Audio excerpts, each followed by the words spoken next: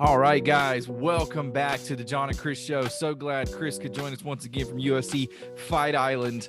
You look fantastic, buddy. I like the grizzle coming through the hood. It's fantastic. You doing all right? Doing good, doing good. Always blessed to be on here and just got the warm ups on. I'm ready. Let's do this.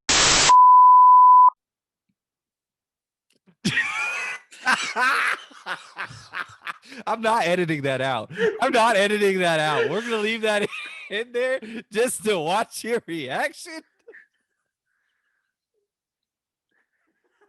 When did you like? Oh yeah, that's not gonna be good. All right. So I'm digging the Obi-Wan Kenobi look right now. Fantastic for you, the hood. You know. So hey, just out of curiosity, you brought it up a few minutes ago off camera, but I got to ask this weekend, Fight Island, McGregor and Poirier or whatever, however you say his name, Dustin Poirier. Who you got? Oh, McGregor, man, he's got. I mean, it's a little bit of a rematch. We know that, but I like the chip on McGregor's shoulder. He's already calling out, making some moves, and talking about, if my man doesn't, if he's going to retire, he needs to give up the belt. Yeah, so we know what happened a few years ago. You didn't want to be anywhere near that bus, anywhere. You didn't want to be anywhere near the outside of that ring because it was a Royal Rumble. And I look for McGregor to come out and make a statement. I do, but well, he keeps screaming that he's going to knock him out in 60 seconds. That's like a Babe Ruth pointing to the wall type thing. I don't know if that's going to happen, but dude, if he does it, I mean, that's the McGregor swagger right there. Like, and if he does it, you got a lot of angry, messed up pay-per-view fans, because it seems like always the big fights, you pay all this money, they get to the main ticket, the big ticket, and it's like 10 seconds in. What the crap? That was everybody who ever, besides the last one, that was everybody who bought a Tyson fight. It was over. Man. It was over fairly quick. Yeah. Unless you watched that over 50 fight a couple weeks ago, where him and Roy Jones. It didn't quite work out great. Yeah, that's so much for that comeback. Yeah. So. Well, hey, honestly, all that was, I think, was a setup for get a second fight. This is just a money grab. Yeah, but I think somehow he just got a whole bunch of he'll get a whole lot of looks for ear gel or something like that, or ear muffs, ear gel. Yeah, something with ears. It's all about who's going to be helping Tyson out, and so I'm going to go with ear muffs. Ear muffs. So okay. They're going to be the I was stuck on ear gel. I was like, what the crap is ear gel? Yeah, the next Tyson sponsor is going to be ear muffs for men. When you get in the ring with Tyson, make sure you have your earmuffs on. So. Oh my gosh, you're killing me tonight. I love it. Okay. Yeah. All right, so that's pretty much the extent of what we know about UFC. Besides liking watching it and stuff like that, I couldn't tell you who's what. But I do hope, honestly, I really do hope that McGregor wins. Honest to God, I hope McGregor wins, and I really hope that Khabib decides to come out of retirement. I know he's been retired for a full month or more, or something like that. When he beat that last guy, his dad passed though. that was tough on him. Yeah, I know that Dana White pulled him into a meeting last week where he was trying to talk him into coming back, because I really think that's all it is the setup for if McGregor wins, I want you to come back from one more big. I mean, I can't blame Dana White. That's a huge money fight. If you can set it up, you need to set it up. It's not McGregor doesn't need the money. He wants revenge. Khabib doesn't need the money. I mean, they're doing great, but Dana probably does. Watch the fireworks this week, because from what I understand, this is the first time in years they're in the same hotel getting ready. He's there with somebody else, but they're in the same hotel, if I'm not mistaken, this week. So it's like Abu Dhabi or something like that, wherever they are. Yep. Man, I don't know. I think that if the arrival of it was pretty interesting. They were, I think ESPN was showing a clip the other day of how they arrived. So McGregor shows up and he's got his wife and his kids there with him. And then Dustin Poirier is kind of showing up and he's all by himself. He's just getting on a plane by himself, flying over there and doing stuff. And I wonder if the approach to that is, excuse me. I wonder if the approach to that is going to benefit Dustin Poirier more, where he's focused, no family. I'm focused on the work. Kind of like LeBron was, in the bubble, where he was focused on getting the job done. Or, Jimmy Butler didn't bring his family down there to the bubble, and they made it to the finals. He couldn't finish the deal, but I don't know. I wonder if that's a help or hurt having your family there, or like having that distraction or You just staying need to be focused? careful on censorship, because if you're an NHL announcer right now and you make that statement, you will probably get fired or not have your Well, contract renewed. that's So true. just be But careful. I did not. I said family. I didn't say women. I It's all said about focus. I mean, when you're getting ready family. for a big fight, you're getting ready for a big game, you're getting Yeah. ready for TJ. anything in a billion-dollar industry. Yeah, I think that every sponsor, I think that every general manager, every owner of every team, every fan wants you to be focused. And I don't think that there's anything wrong, censored or not, with making statements to say, I want you in your prime condition, whatever you have to do to get out here and not be distracted by anything else, because I pay you to bring people in and make shots and or beat somebody up or whatever. I want you to be focused. Okay, now, but saying that, okay, you're leading, you're segueing us perfectly into this. You're saying you're the person paying all the bills and all the money out there, so you're saying that it has to work out that way because you're in charge. It's not working that way in Brooklyn. We had a guy who said he had to hit pause. He had to step away for a few minutes and collect his thoughts and heal his aura and his third eye and all that nonsense. Or we're gonna edit that part out, but we're not gonna edit out the part that you had earlier. So no, I'm kidding. I'm kidding. I'm gonna edit it. I don't know, man. It might be worth Yeah, it just to watch your face. for all of our listeners out there, you will never know. So Yeah, it's well, interesting. I saw a report on this the other day, and let's say this in light of what you're saying as well. I don't know enough about the situation. I think we get selective headlines as those who follow I was about to say New Jersey, the Brooklyn Nets. We get the selective headlines. We get the pieces that people want to share with the public. There were some inside reports that Kyrie Irving actually suffers from a mental illness. And if that's the case, we want to be sensitive to that and understand that that is part of the issues that he might be dealing with, and we don't want to make light of that particular issue. But the piece that the public got, the public eye, what we got was that if you were stepping away in mental issue or not, or getting your center back in, then why are you out partying with your sister when your team's on the road or wherever they're at?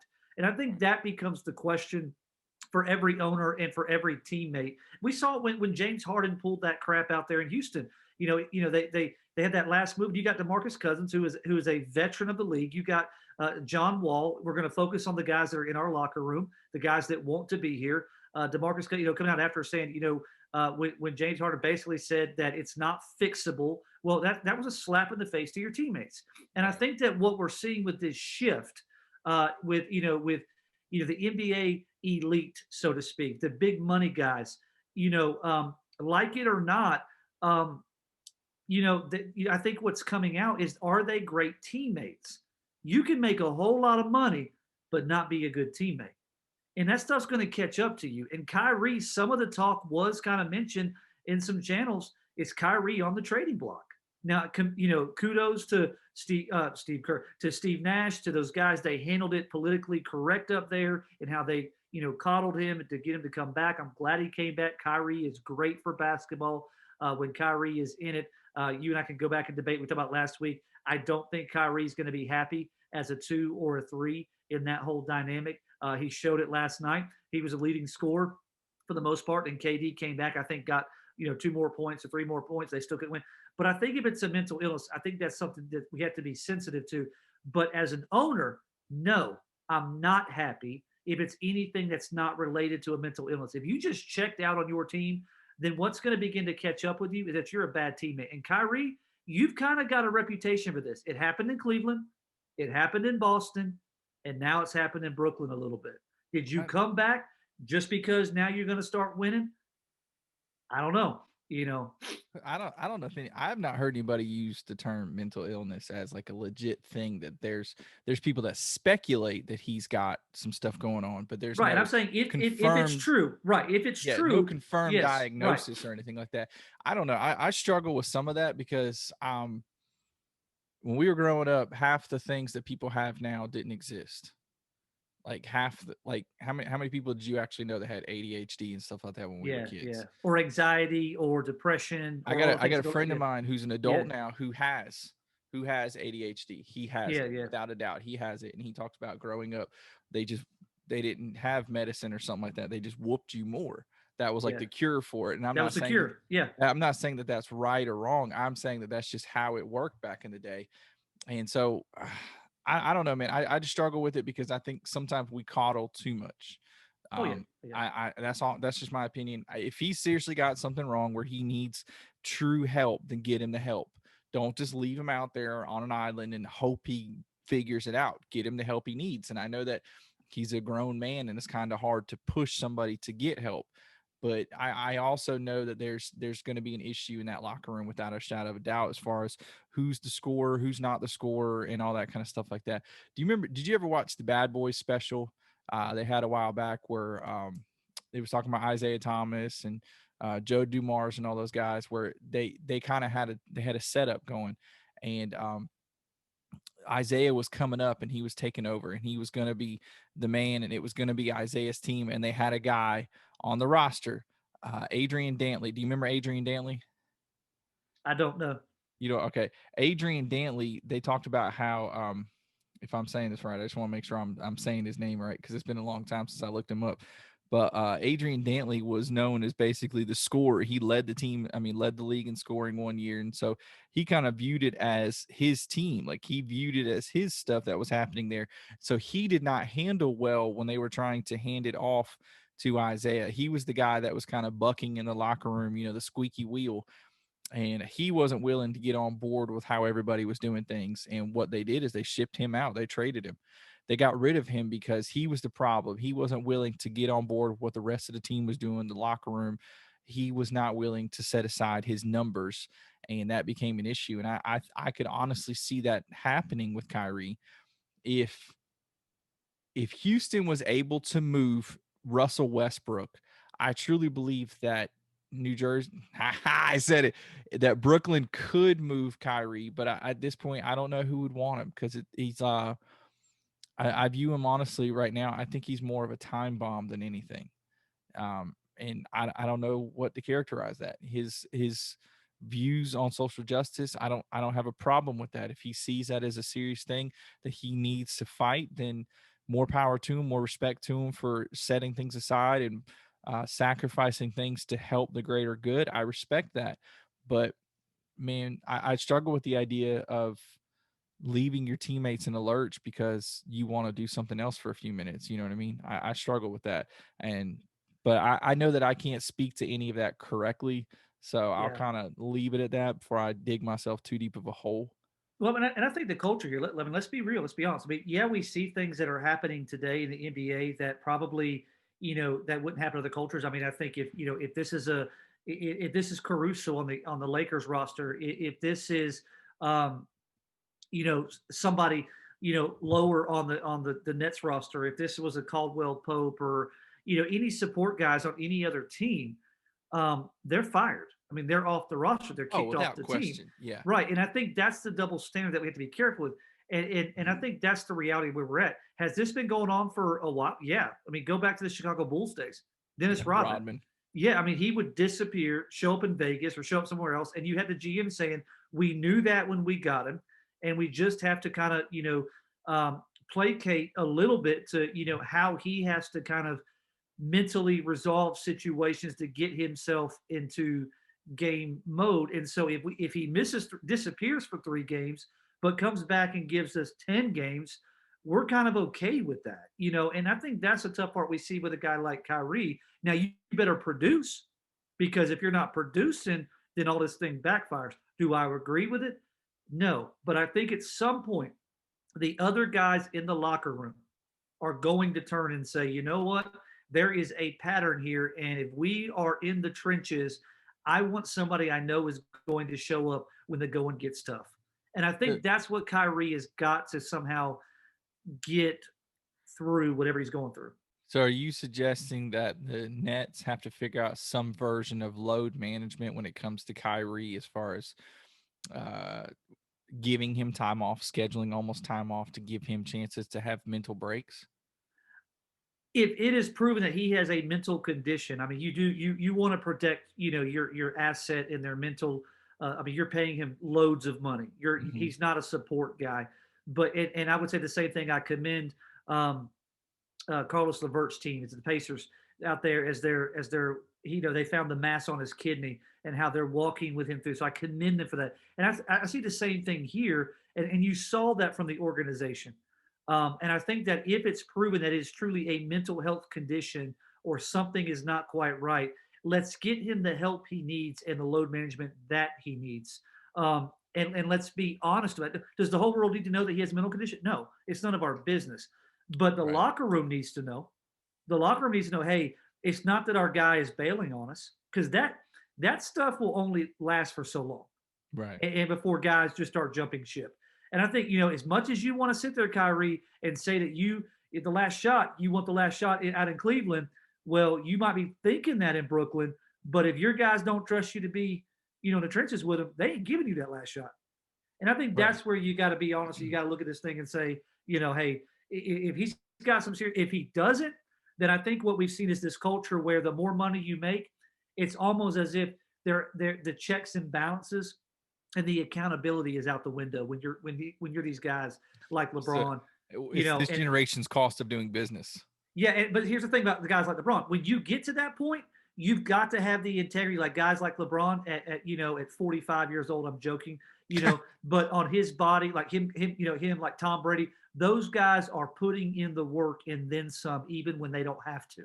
Right. They're setting And the example, there setting the there is a tone. self check system of accountability, and it seems like for some of these guys, when they make that money, we've arrived and we don't care, and the teams don't hold them accountable. Well, hopefully they figure it out because they did have a pretty bad loss the other night to the Cavs.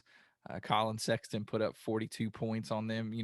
Yes. this is gonna be the same thing we saw all year long with the Miami Big Three, that we're gonna really Any harp loss. on Yeah. losses and kind of all their wins. We're just gonna be like, well, you should have won. That no one should hang with you. You've got three all stars. No one should compete with you, and so it's gonna be an interesting to see thing to see all season. So I saw this and I was just curious your comments, and I'm gonna paraphrase this because I don't have the exact quote in front of me. But did you see Carl Malone's comments about Zion? Okay, so Carl Uh-uh. Malone, those hopefully everyone who's listening to this knows who Carl Malone is. Hall of Fame basketball player. The mailman was a phenomenal player for Utah for many, many, many years. Yeah, him and Tried to John chase the Stockton ring. together. Yep. Yeah, tried to chase the ring one year in LA. It didn't work out. They lost to the Pistons. Um, but he made a comment the other day. Now, Carl Malone's work ethic was pretty strong. He and John Stockton, they weren't guys to take nights off. They weren't guys to take practices off. They just had a work ethic about them. That was a different generation. You didn't That was take a different generation. you didn't take the practices off. Right. They played for Jerry Sloan. Jerry Sloan was a very hardcore type of coach. He was, the Greg Popovich of that era. He just couldn't quite seal the deal, if you know what I mean. He was but Carl made a comment about Zion and said that Zion needs to get his butt in shape. Were his exact words, that he needs to get his butt in shape, that he's like 21 years old, that he needs to be playing more than 22 minutes a night, that he should be playing like 40 minutes a night, and that he needed to get his butt in shape. So what are your thoughts on that, out of curiosity?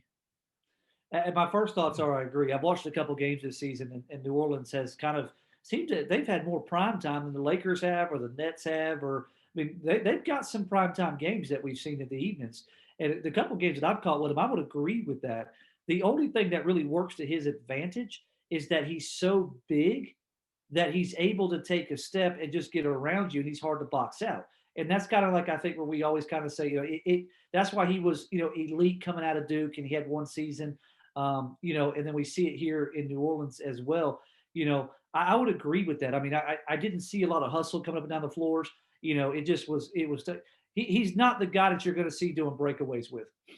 He's just not. In most of your, but here's the thing: most of your centers, you're not. You're not going to see them doing breakaways. I like how we use the term center. Zion's 6'6", 284. I mean, that's exactly what he's listed at online, is 6'6", 284, but we're talking about him as if he's a center. He's Charles Barkley with a better Better elevation. shot. Yeah. Well, Charles was fantastic in his Yeah. time. He could do stuff. He just can't do it now because he's just too old. But I don't know. I feel like Zion, he has truly been hyped Yeah. The NBA has been trying to hype him, and I don't blame them. They've been pushing the hype because they need someone to be the face of the league when LeBron calls it quits. So they're trying to push as if Zion can do it, and I think he does need to get in better shape. I don't think he needs to be 280. I mean, what how much how much healthier could he be long term if he was say 250, 260? You know what I mean? He's freakishly strong, can elevate like nobody's business, but to elevate the way he does at 280, it shows it takes a toll on his body. So Right. I kind of agree with Carl that maybe I think he should be playing more minutes, but this is one of those wear and tear type things where they're trying to protect their long term investment. So I don't know. So all right, so that's honestly, in my opinion, that's about all that's happening right now in the NBA. Besides the fact that I think both of our rookie of the year picks are going to be busts. You chose the first pick in the draft, Anthony Edwards. I chose the third pick in the draft, LaMelo Ball. And as of right now, it looks like it's going to be the second pick of the draft, James Wiseman, who's absolutely lighting it up out there for the Warriors. He looks like a steal for them, honestly. If they can get Clay healthy next year and have a guy like Draymond, and I mean they could be a tough out next year, but it just all depends on health long term. So I want to change directions here. So let's talk a little bit of NFL. Okay, so the big news over the last we'll say week or so has been all the we got past Black Monday and then even Black Wednesday where everybody was getting fired, all the coaches were getting fired. We saw quite a few positions open up, and now we're seeing those positions being filled. Okay, so I'll just run down here. We'll talk about a few of these. So the Jags hire Urban Meyer. I mean, that's not a major shock. They've been talking about that for a while now that they were going to do that. I guess they finally just got the numbers right. From what I understand, he's putting together a fairly decent staff. I haven't seen who any of them are yet. The Jets hire Robert Saleh. That looks like a pretty good hire. Uh, the Falcons hired offensive coordinator Arthur Smith.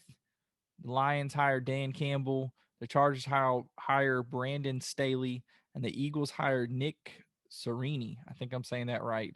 And then we have one job that I'm aware of that is still open, and that's the Texans. All right. So, what are your thoughts on Urban going to the Jags?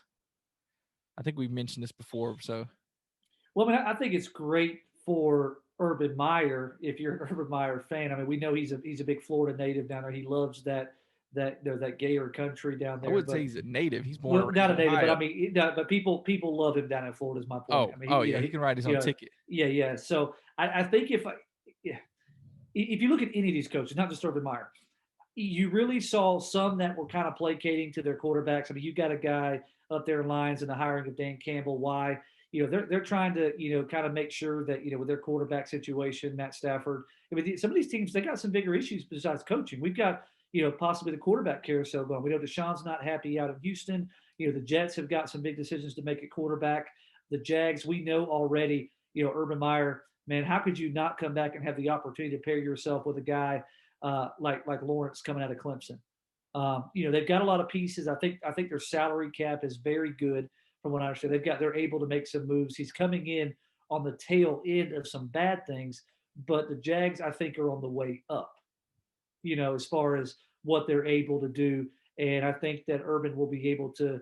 I'll be curious to see how much freedom they give him and how much decision making power they give him and how much he fought for out there in that organization I because think he's their owner is a well. tough owner. Is it What's his Khan? name? I think it's Khan. Shad Khan. Yeah, Yeah, yeah, he plays hardball to an extent, yeah. but what's his name? Trent Baalke became the GM. Um, I know that name, and I can't place why I know that name. I'll have to look him up because I've heard his name before. I You and can't. I used to watch Perfect Strangers coming up, and there were two brothers, and the one brother's name was Balky. That's how we know that name. Is that it? That's That's I it. don't. I didn't think that's why I knew that, but okay. That's why I thought about it. Well, I recognize that name because it looks like he at one point worked for the 49ers. But Balky, yeah, that's cool. That's cool too. What? Edit. I'm kidding. Now we'll leave that junk in there. Yeah, he last worked with the he was the GM for the 49ers from 2011 to 2016. So I knew I had known that name.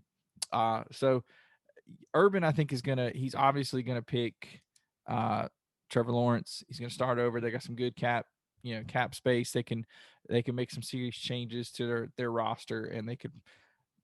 Urban's more of a inspirational kind of guy more Yeah. of an X's and O's kind of guy. Yeah. He kind of gets guys in the right kind of mindset and then gets good talent around him, which I can't blame him. The Robert Saleh hire, he was the defensive coordinator for the 49ers, spoke very highly of. That was actually one of the guys that Deshaun Watson, who we're going to get to later, asked for, was Robert Saleh. And so he goes there. Some of his conversations, some of his stuff leading out, he looks very inspirational. I think he's going to try to turn some things around there. He definitely did a lot better in his first introduction to the team than Adam Gase did. Adam Gase looked like he was on crack in that meeting.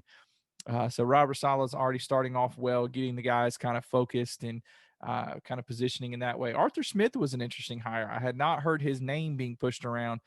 Former Tar Heel, had not been heard his name being pushed everywhere. When you're hearing offensive guys, we were hearing a lot of Eric Bieniemy, but for some reason Eric Bieniemy can't get hired.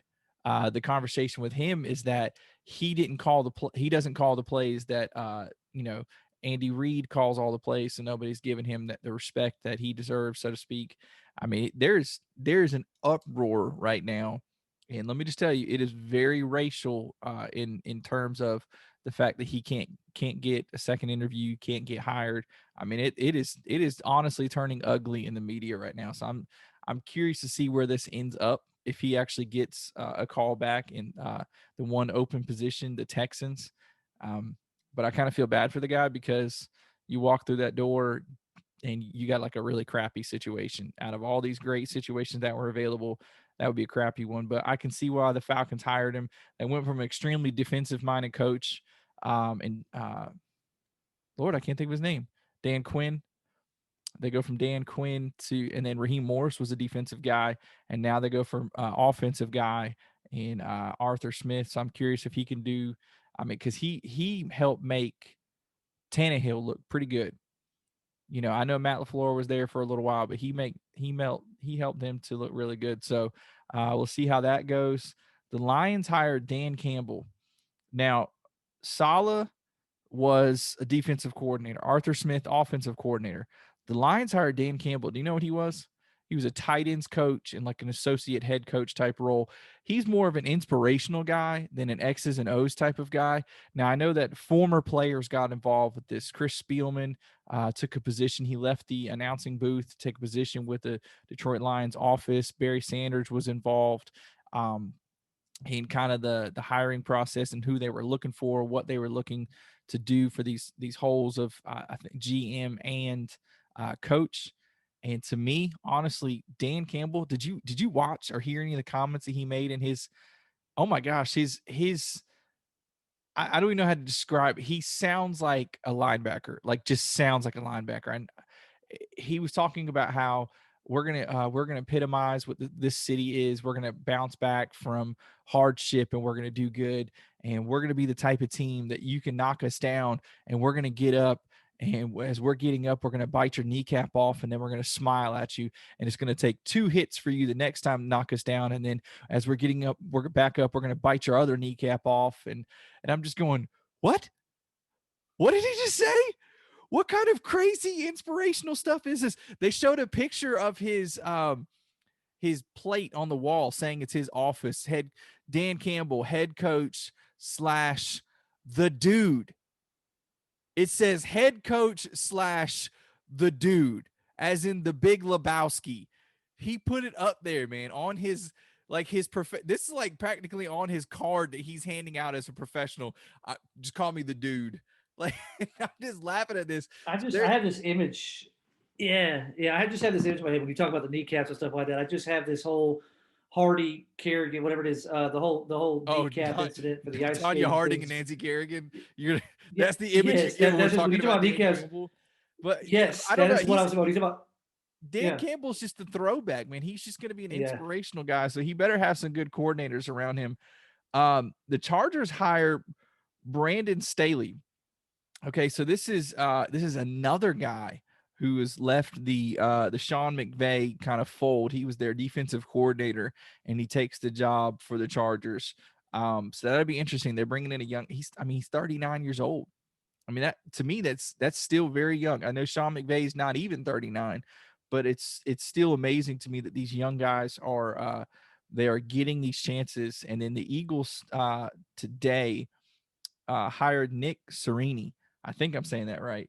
He was the offensive coordinator for the Colts, but supposedly he didn't call the plays that Frank Reich was making all the play calls. So that's been a when I tell you that has been an uproar. The fact that some of these guys are getting hired and Eric Bieniemy, who's in the same position, is not getting the hire. So it's very interesting, very tumultuous right now. I don't know, man. I'm not trying to say that it would be good for somebody to hire Bieniemy, that it would be placating, the players would be happy. But that's just where we are. But the Texans job is still open. And speaking of the Texans job, we have basically drama upon drama with Deshaun Watson going on right now. They have basically um, he has claimed. Am I still breaking up really bad? Okay. I know my internet was dropping for a minute, is what it said. Deshaun Watson has said that basically, or no, excuse me, he's not said it. It's been put out there by his people that he wants out of Houston, that he's fed up, that he didn't get, they didn't talk to him like they said they would. The ownership didn't give him a chance to put his information in on the hiring because they hired Nick Caserio from the Patriots. And here's my question to you. Everyone already knows about all the Deshaun Watson drama. Okay. You're Nick Caserio. You're the GM. I want you as the GM to tell me your thoughts right now. Do you keep Deshaun Watson, even though he hasn't said it yet? But what if he starts playing hardball? He's not returning your calls. He's not calling. He's not listening to the owner. He's doing his thing and he's laying low. Do you try to fix it and hire somebody that he wants? Do you placate completely to the player? Because let's just admit, this is a franchise quarterback. Okay, this is a franchise quarterback, and that's what everybody's trying to find is a franchise. Or do you take either the Jets offer or the Miami Dolphins offer and rebuild? Because you have no first or second round pick this year. I don't think you have a first round pick next year. You have no cap space, and your team sucks. So what do you do? If I'm the GM, I'm going to sit down with Deshaun face to face, not a phone call, not a whatever. I'm the GM. We're going to sit down face to face. And I'm just going to look at the guy. I'm going to say, Deshaun, man, I know you're upset. I'm the new guy on campus, and I know you've been here longer than I have, and it's no secret there have been some issues, and been some problems. I don't agree or disagree that every decision's been made. I'm asking you to give me a chance, and here's where I'm at, Deshaun. I feel like you want to be traded. I'm not going to trade you. I'm just going to be upfront with you. I'm not going to trade you. I want you here. I came here because of you. But here's what I'm going to say to you: if I'm not going to trade you, and we agreed, I know you're a competitor, and you're not going to go out there and throw games. We know you're a competitor. Then help me show you, or what can I do to show you that I'm on your side? Who can I go draft? Who can I draft up for? Who can I prove to you that I believe in you? I believe in the culture here, and will you do this with me? And let's not work against each other. That's me as a GM. That's what I'm pitching to him because I don't want to rebuild with Tua out of Miami. We saw. Okay, so all right, so if the offer from Miami is Tua, the third pick, and I don't know, a couple more picks, you're turning it down. Here's the problem: if it's Tua and the third pick, I'm probably flipping Tua and going after one of these other quarterbacks that's on the table. Well, Tua at that point, Tua will have just been flipped to you, so you can't flip him yet. Yes, it'd be very hard to flip him a second time. Which I hate that for Tua because it's not that he's a bad quarterback. I just think he was, Okay, you just asked me if I'm a GM. Right. Well, let me go ahead and tell you, should that happen, and you're talking about you're getting Tua and the third, if I'm Bill Belichick, I'm calling my boy Nick Caserio down there in Houston and saying, what would it take for us to get Tua? Deshaun Watson. No, well, no, Deshaun's already gone to Miami. Yeah. What would it take? Because you're not going to hold him. You're going to take like Zach Wilson with the third pick. What would it take? What would it take? Because let's talk. Let's talk.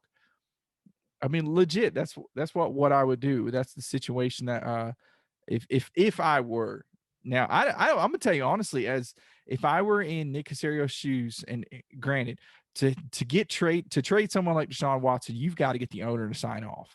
Yeah. To trade a guy of that capacity, you've got to get the McNairs to sign off. That could even happen.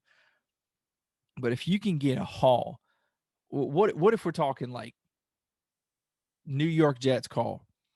We're willing to give you Sam Darnold, the second overall pick.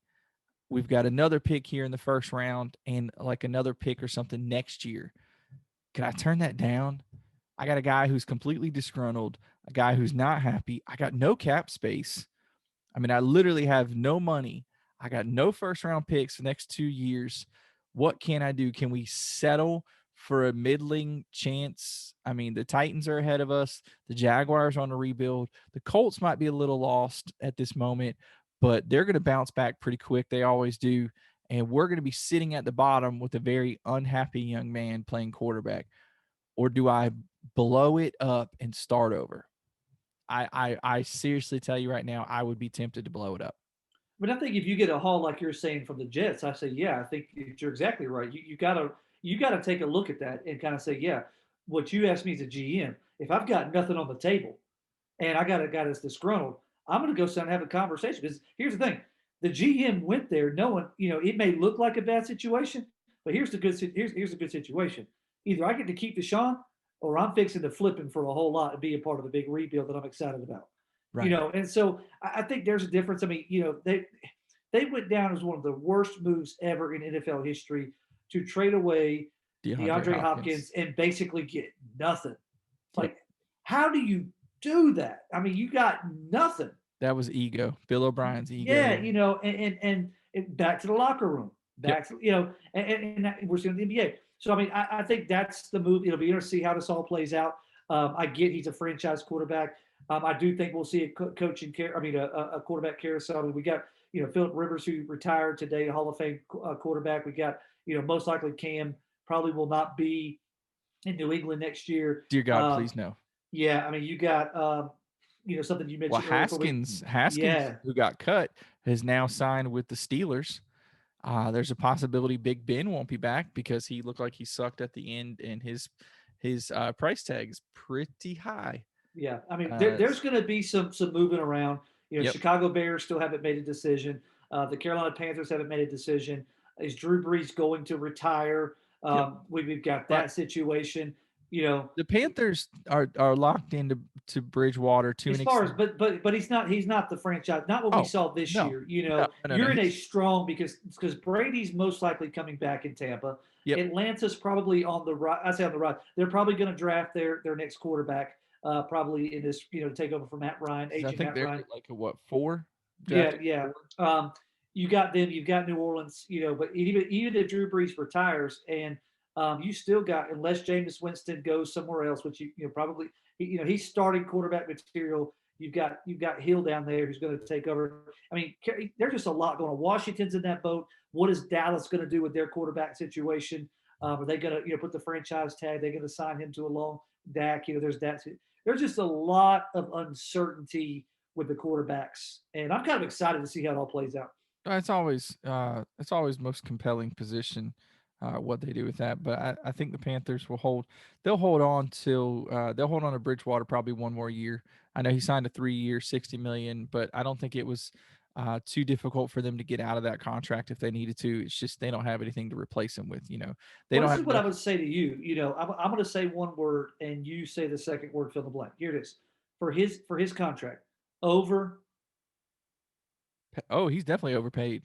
Yeah, and everybody knew it when they saw it. Like seriously, 3 years, you know, $60 million for a guy who, granted, he had coming done off of a major injury. well. You know, It's been a couple years, and he had done great in the opportunities that he had to fill in kind of New for Orleans. Yeah, rookies. yeah, But yeah. I think in retrospect, I think a lot of that had to do with Sean Payton and his ability to spot your weakness, glorify your basically your strong points, and focus on those areas. And I think that's what we saw there. But they're picking number 8. At number 8, the top 3 guys are probably already going to be gone. So Trevor Lawrence will go 1. Odds are Justin Fields might go 2. And then Atlanta, they're probably going to take Zach Wilson. So that leaves you your best option there if the Panthers are going to take a quarterback is to draft a guy like Trey Lance or Mac Jones out of Alabama, and then he sits. And I don't know if I love either one of those. So the Panthers may not do that. They may draft another position and just continue. Let's just be honest. They're more than one step away from winning their own division. They need wide receiver help. They need some defensive help. I mean, Well, I mean, they need a DJ lot. Yeah, Moore, DJ Moore is very good. yeah. Robbie Anderson was not awful this year. They don't really have a tight end. Their offensive line, they've still got to do some rebuilding there, and they got to get Christian McCaffrey healthy. They put all their picks last year were on defense, and they've hit a few times in the last couple of years in their defensive picks. Brian Burns a couple of years ago, your guy out of FSU, he's turned out to be really good. Jordan Chin, the guy that they had, that he's just a hybrid. They put him all over the field, safety, linebacker, wherever. He looks like a steal.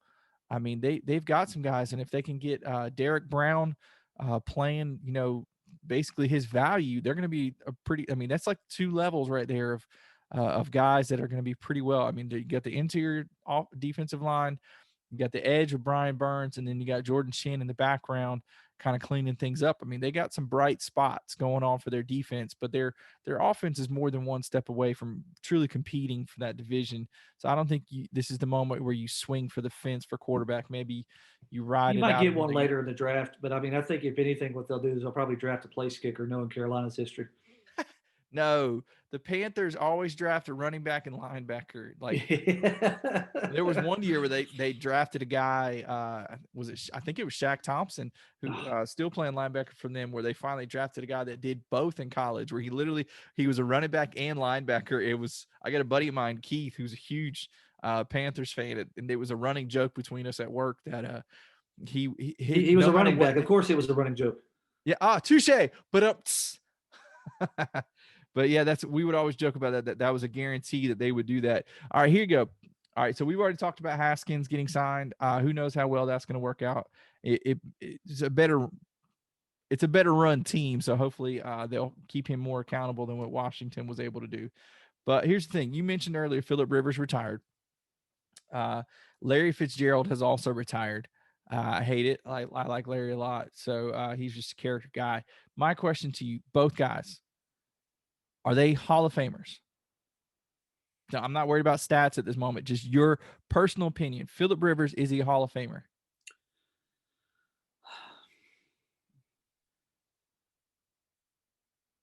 Okay, here. Okay, if the hesitation you have right now, here's my thing. Yes and no. Who is more of a Hall of Famer? Is Eli more of a Hall of Famer, or is Philip more of a Hall of Famer? Now, Eli's got the 2 rings, but Philip's got better stats. This is so hard because we like to pull for our local boys. Philip Rivers come out of state. Who's we? I don't pull for anybody from state. But no, when it comes to local boys, it's like we want to cheer them on. Here's my story with that. Is I think for Philip, I hated that he didn't get his childhood dream of the ring. He didn't get to play. We hate that for him. But when you look at his stats, he is a heck of a quarterback. Right. And for that reason alone, I'm going to say yes over Eli all day long. Because I think that 2 Super Bowl rings don't necessarily. I think that for us growing up, we always equate. Well, you've got to be a Hall of Famer. You've got to to win so many Super Bowls, or you've got to carry so many teams to the championship round, and all that stuff. But I think what we miss out on is we miss what the guys are doing in the trenches. We miss what the guys are doing that just don't make it there. Because at the reality, at the end of the day, there are how many players in the league? How many players buying for contract? How many players every year, and only one team wins the Super Bowl? One team. And so much can go wrong. You're one injury away from not being in the Super Bowl to being labeled as a great stats guy, but not a Super Bowl winner. Right. Dan Marino. And yeah, so I call Philip Rivers. I would say yes. I would put Philip Rivers in there over Eli Manning. So do you feel like the 2 championships that he won over my Patriots team, do you feel like that was more of like defensive wins, like team wins, rather than this one guy willed them to it type thing? The question was, do I think Philip Rivers should go into rehab? And the answer is yes. Well, Yes. honestly, I would honestly like to see if there's a, which I know that there's probably not. I would like to see what it is, the benchmarks that qualify you to be a Hall of Famer or not a Hall of Famer type thing. I would love to see what it is that the voters are looking for. Is it a like, okay, so if you're a receiver, is it a specific amount of yards, catches, touchdowns? Like, what is the benchmark that you have to hit this? Like, so Larry Fitzgerald, I believe Larry Fitzgerald is a Hall of Famer, first, probably a first ballot Hall of Famer in my opinion, depending on who's on the ballot. I believe that, is he a Randy Moss? No. But the longevity of his career, how well he played all the way from up and down. I know that, character is a factor, that I believe that that'll benefit him. That's why some guys like, Roger Clemens isn't in the Hall of Fame, because character is a factor. So I truly believe that Larry's in, but I really would like to see or get an understanding what it is, that's the criteria for a person to get into any of these Hall of Fames, baseball, football, whatever. I mean, you couldn't be more of a layman when it comes to sports than I am. I'm not a writer. I'm not anything like that. So I don't get to see behind the curtain as to the conversations that they have and what they're saying is this and that. Same thing for, the Heisman votes. I would like to see the criteria, because I don't believe there's much of a criteria. I think a lot of this stuff is a beauty pageant, and whoever has the most compelling story. My wife used to get so mad when she watched American Idol. She loves the singing shows, but there were quite a few years where she got mad watching it because she believed that had nothing to do with singing talent. It was whoever had the most compelling story to put on television. That's who got to go to the next round, not talent. And so I think it factors that way sometimes when it comes to the Heisman, when it comes to Hall of Fame. It's all about what kind of story can be written. And I don't know. I think I would rather have it more of a, maybe a less emotional, more statistical type thing. I don't know. Maybe that's too robotic for most people, but I guess I would just like it to be more transparent than, what it's been. So, just jumping over here to the playoffs that are going on this weekend. All right. So what we got, what the conference championships for both leagues. So what do we have in the AFC? We had the Chiefs, who could be with or without their starting quarterback. He's my favorite part of, reading reports this week. So did you see the hit that Mahomes took? No. Okay. The hit that he took, there were like death threats to the guy who did it, like legit death threats and all kinds of crazy stuff to the guy that did it. It honestly did not look like a bad hit. He didn't lead with the head. He didn't drive him to the ground. Everybody was just upset with, at the end of the tackle, he looked like he was trying to like grab him by the neck or something like that and trying to rip something out. Um, in slow motion, it does look weird. It does look like a weird hit, but when you're looking at it in full speed, it looks like the dude tackles him and is trying to see if he can find the ball and rip the ball out. And he was just a foot too high. And honestly, the way Patrick hit the ground, I was honestly shocked that he had any concussion symptoms. But if you looked at him, as soon as he got up, dude, he was wobbly. I mean, punch drunk, wobbly. And they talk about how, he's not cleared all the protocols in order to play the game Sunday yet, but he's practicing fully. How does that work? You know what I mean? It seems weird, right? You haven't cleared the protocols in order to play the game, but you've cleared it enough to participate fully in practice. I don't know. It just doesn't make much sense to me. But the Chiefs are at But home this week. they're doing a whole lot of walkthroughs more. I mean, they're not doing. I wouldn't think they're doing full pads right now. They're doing more simulation. As long as he's not getting hit and stuff like that, whole lot of film. He's probably okay. But I Right. mean, I think that it's going to be. I hope for Mahomes' sake he plays, because if he doesn't play and the Bills win, it'll always be, well, it's when we have Mahomes. If the Bills win, I want to see him do it because the Chiefs are at full strength. So I And heard somebody else say that the other day. Let me go ahead and tell you something. This is a league where you just stated a second ago, you're one injury away. If I beat you and you didn't have your best player, I still beat you. I'm gonna Yeah, take I agree. I'm I'm taking talking my about how, win. how the media will like our one reporter said this the other day. If Mahomes can't play, postpone the championship. The media was saying this. That's I mean, stupid. Right. I mean, we've been dealing with this for years. We've had big guys, big name players who've gotten hurt, who couldn't play, who lost the season, Right. whatever. You And can't do life that. goes on. It's the nature of the game. It's tough. And I think the reality is, if Mahomes is there, who wins the game, the Chiefs or the Bills? Well, it depends on how Chad Henne throws. If he could throw like he did at the end of the last game, who knows? But I'm asking you, if Mahomes is in the game, If who Mahomes is wins? there and the Bills are on the road, I think the Chiefs still win it. And the reason I think the Chiefs still win it is because Zach Moss is out for the Bills. And that for some reason, the Chiefs not the Chiefs, the Bills can't run the ball. Their best running play is a designed run or a play breakdown in their quarterback runs. For some reason, they cannot run the ball. And I think when you become too one dimensional, and if you're going to try to get into a passing competition with Patrick Mahomes, I think you're going to lose. With Patrick Mahomes and Andy Reid and the play styles that they have and the play calls that they have, when you've got Tyreek Hill, Travis Kelce, maybe Sammy Watkins is healthy, I just don't think you can compete with that. Even if you've got Stephon Diggs and stuff like that, you do not have enough other weapons around Stephon Diggs to compete with what Andy Reid can put out there. So if you're in a throwing competition, I don't think you're going to Can compete. Buffalo stop the running game of Kansas City? I don't think it matters. I truly don't think it matters. I think it doesn't. Here's the problem: if Mahomes is not there, they're going to rely Oh, heavily no, on the run game. I thought we were Right. discussing it as if Right. Mahomes was So there. my transition is this: is that if Mahomes is not there, then what do you have? You've got Chad Henne and you've got the great running game of Kansas City. So then, can Buffalo's defense, which is a great defense, stop the run game of Kansas City? It was a close game when they played each other this year. Right. I think that, and it was a weird weather situation, that game too, I Was it believe. 23-21 Kansas City or something? It was something. It was close. Yeah, but I think it was like in the midst of a monsoon.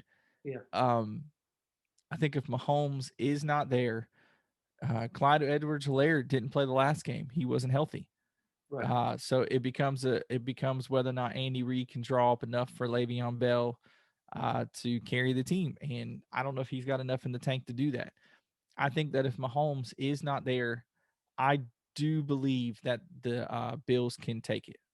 Yeah. If Mahomes is there, I think it will be tight, but I think the Chiefs still win it.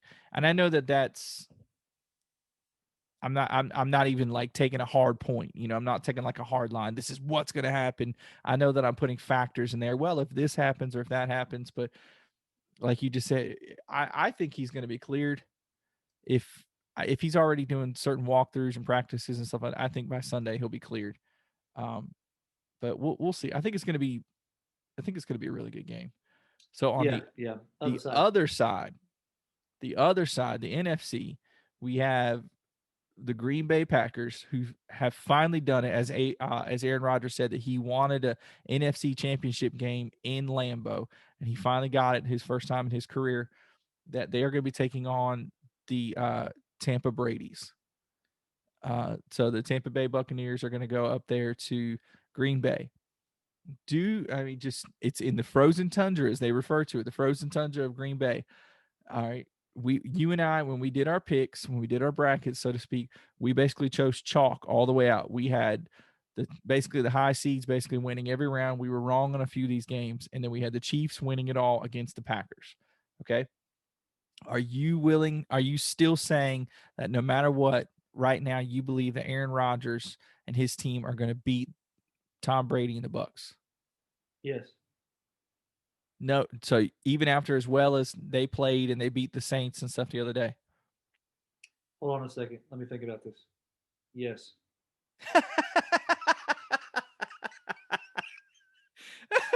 the no change in the facial expression was my favorite part. I can see that. So Did you want to ask me again? I'm just curious. Oh yeah. Wait. Did you change your mind? Do you think that the Packers will lose? No. Okay. All right. So in all fairness, Brady won that game last week, basically against a bad Saints team. Breeze did not play well. Apparently, Michael Thomas needs multiple surgeries this summer. So they beat a bad, banged up Saints team. They're going against a team where their quarterback is not bad, nor is he banged up. The team is fairly healthy. I know they lost Bakhtiari or whatever his name is for the year, but they managed to pull a loophole and get another offensive lineman. Did you see that? They signed him off the team they had just beat because Yeah. he was on because they had signed him off the practice squad. I think what's hilarious. I'm just going to say this to you, and I think this here's the beginning of the season headline. You ready? Yeah. Beginning of the Packers. season, like the beginning of the The draft. Sorry, the beginning. beginning of draft. Yeah, Okay. yeah. Beginning of the NFL season. Here we go. The Packers select Jordan Love. That was the beginning. That was the whole headline. You and I were sitting there. We were watching it, dumbfounded seeing that. and everybody was there going, and even Aaron Rodgers was dumbfounded. And he's in the room with and so I think it's hilarious. And so here that's the beginning of the season. End of the season, it could be the Packers win the Super Bowl. And the guy still sitting on the bench, never took a snap. Like, I mean, just so what if, in retrospect, was that pick done just to piss off Rodgers and inspire him to play better? Was this a completely psychological pick? Dude, he is your MVP right now of the NFL. Right. So you can call it what you want to call it, but the dude has put up some numbers and we all said it. He hadn't had. This is not the strongest Green Bay Packer locker room we've seen. Right. I mean, look, there was even issues between him and his young coach, if you recall, early on, because who was going to call who, and there was issues on the sideline, like was that a bad look? Was that a is there tension there? So I mean, we've seen all the angles of the media the body in this language thing. Experts. Yeah. I mean, we've seen, and the media loves to placate. They love to tell their own narrative, and we as a culture and society buy into the narrative, even if we know it's not factual and not true. We're like, oh my gosh, Aaron Rodgers is going to break up with Green Bay just because a body language expert said he turned his back and over to get clickbait. The part they left off was he turned to get water.